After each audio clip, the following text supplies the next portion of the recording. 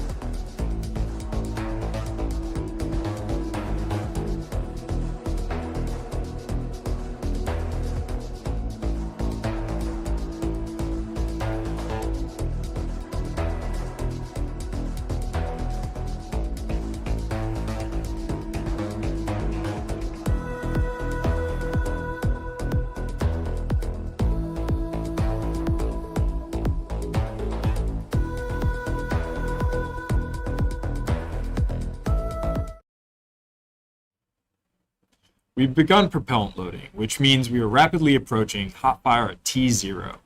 Our operators have prepared the rocket by filling with liquid methane and liquid oxygen, the fuel and oxidizer for CraterMaker Special. Both of these propellants are extremely cold, with locks around about negative 300 degrees Fahrenheit, which is why you'll start to see our tanks and tubing begin to frost up in the coming minutes. With addition to our propellants, we are also loading gaseous helium into our pressuring tank at the very top of the rocket.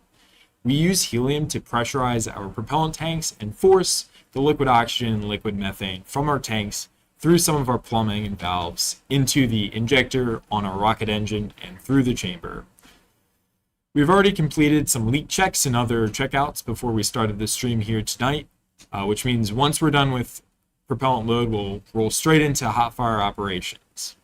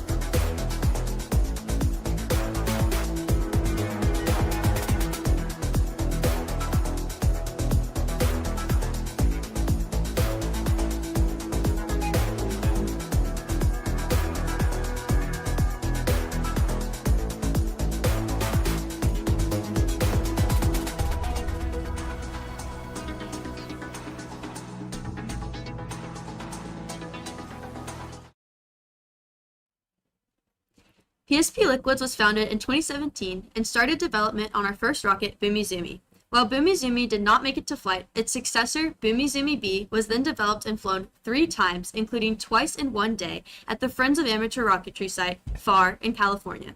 Liquids then set their sights on CraterMaker Special, which is the rocket we are testing today. CraterMaker Special is fueled by liquid methane and liquid oxygen. It uses an ablative chamber that we manufacture in-house. Speaking of ablative chambers, we actually have a couple of our old chambers here with us to show you today. So this is our chamber from Bumizumi B, or BZB. As you can see, we cut it in half to characterize how the ablative charred away, and so you can kind of see that here. We have 2 other generations of our engines. This is one of our past CMS chambers, and I'll let Ian talk a little bit more about that. Yeah, thank you, Shelby. So this is a demo piece that we've made to test out the manufacturing process for our CraterMaker Special chambers. Like we said in the past, we made this in-house completely, so designed by students and manufactured by students. We even made a machine custom made to wind carbon fiber around this chamber to add in structural rigidity. So, a lot of hard work went into making these, and we're able to test one of them tonight. You can actually see quite a bit the color difference between the inside of this chamber, which hasn't been tested, versus the stark white of the burnt ablative. So pretty interesting stuff here. I'm sure we'll end up cutting the hot fire chamber that we test tonight in half, so we can do some analysis and figure out the characteristics of our burn rate. And then going on to Copperhead, which is the vehicle we're designing right now, the electric pump-fed rocket.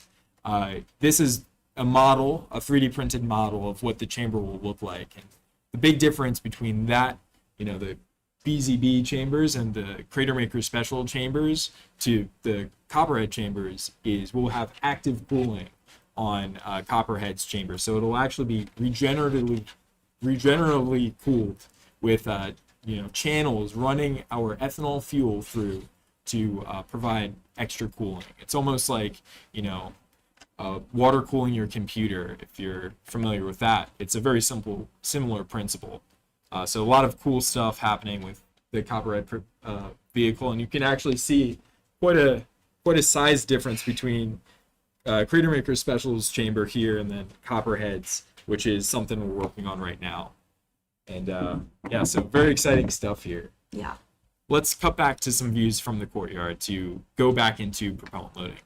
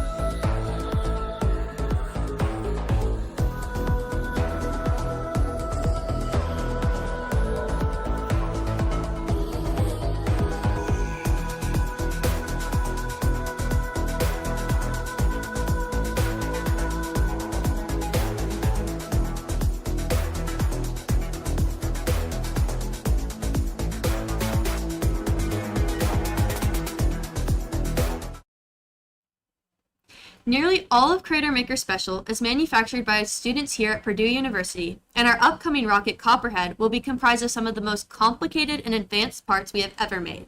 Let's hear from Carey, our manufacturing lead, as he machines an impeller prototype for our electric pump system for Copperhead.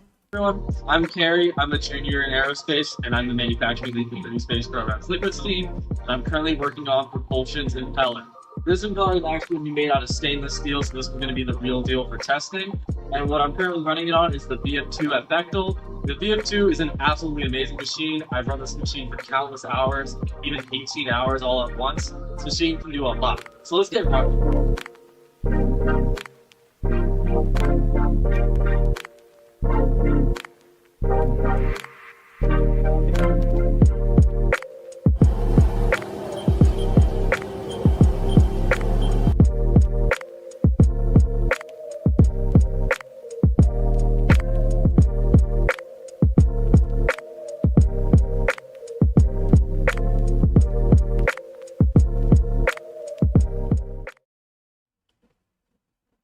We are excited to get into the hardware and test phase for Copperhead, and stay tuned for more Copperhead updates on our Instagram, LinkedIn, and right here on YouTube and X, so make sure to follow us there at Purdue Sets. We have Carey here with us to answer a few questions, so let's get into that. Yeah, so thanks for coming with of course. Thanks for joining having me me. stream here Yeah. tonight. I see we're all matching, so Carey, tell me, what kind of things do you do on PSP Liquids? We saw you machining a really cool part there. What are the Yeah. other things you do? Yeah, so as the liquids manufacturing lead, I get to oversee a lot of other sub-teams components. So it's not just propulsion components, but it'll also be structures components. Every now and then there'll be some fluid components, and also a lot of test hardware. But along with that, one of the biggest joys that I have as being the manufacturing lead is actually being able to develop the new teaching and the learning resources that we use to spread to new members.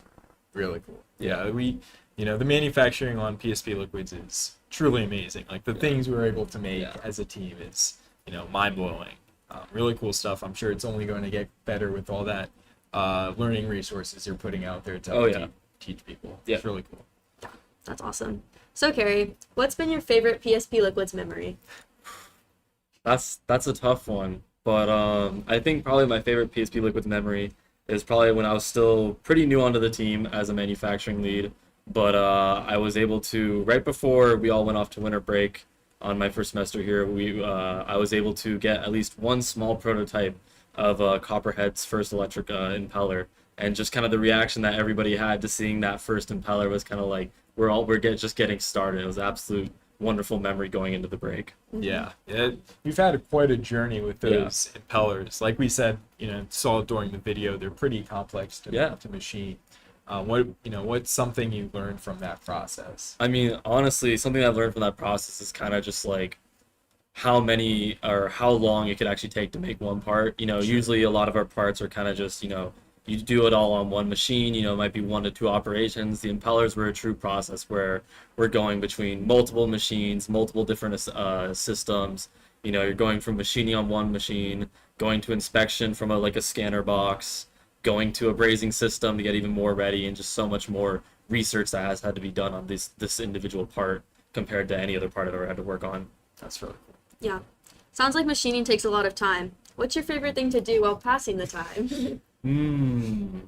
So although, we always have to pay very, very diligent attention while machining, I will say that one of my favorite things, to pass the time if I'm working on cam, or if I'm just kind of trying to figure out some processes, it's just, spending time with a lot of people on PSP.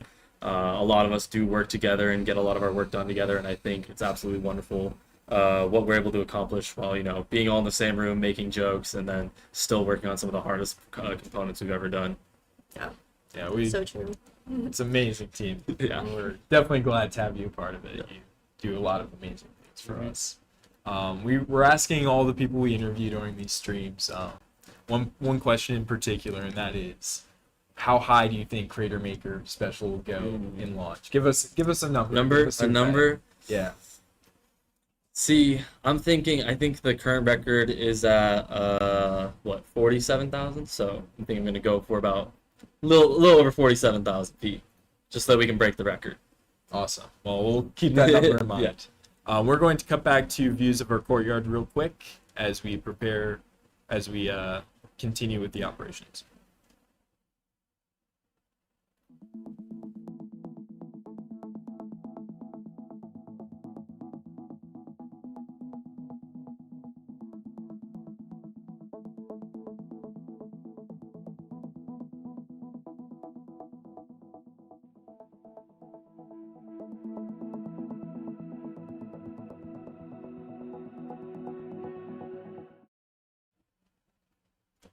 Unfortunately, we will be scrubbing our hot fire temp for tonight as well.